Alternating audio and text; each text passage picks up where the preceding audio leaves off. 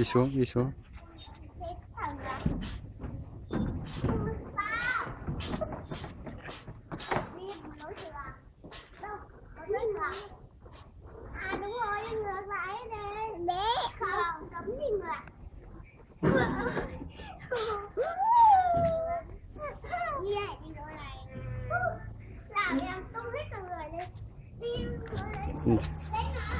Ra kia, ra kia,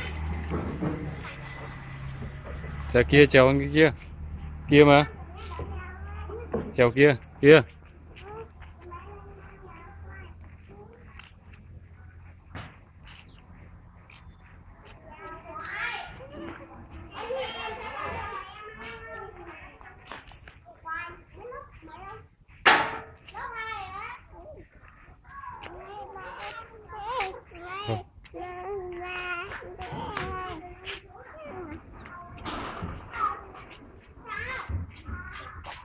Đi ra đây, đi ra kia, ngồi con vịt.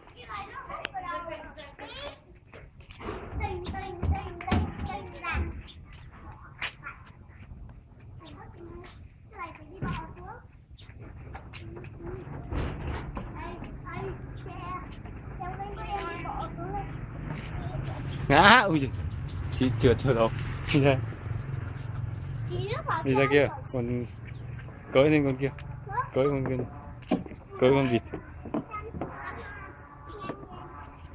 Đây trèo lên con đi, ngược, trèo lên con lợn, trèo con cá, trèo cá ướt này, trèo con cá.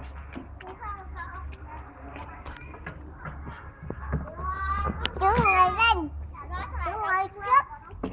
Chú ngồi, chú ngồi đây. Bố ngồi đây hả? Cho bố, bố ngồi đây hả?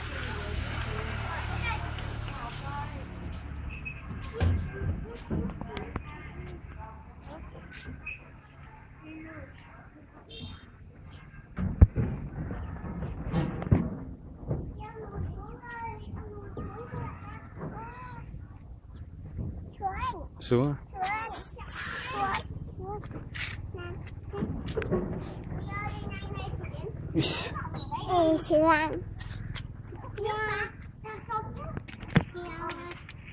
Đây.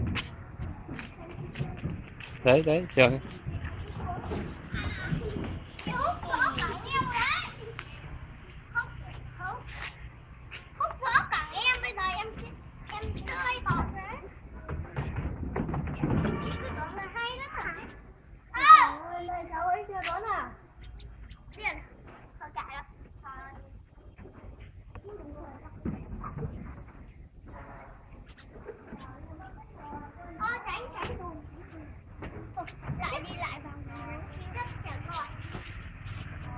Đi sang bên kia.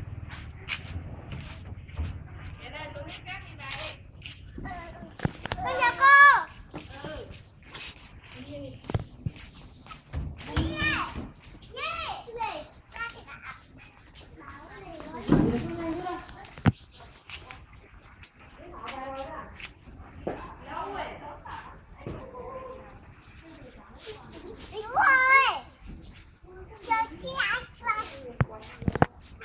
Biểu em cái gì hả biểu này?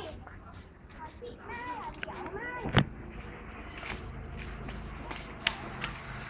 Em ra ngoài kia cho đấy. Ui, ngã. Ngã. Đây. Trèo sang đây.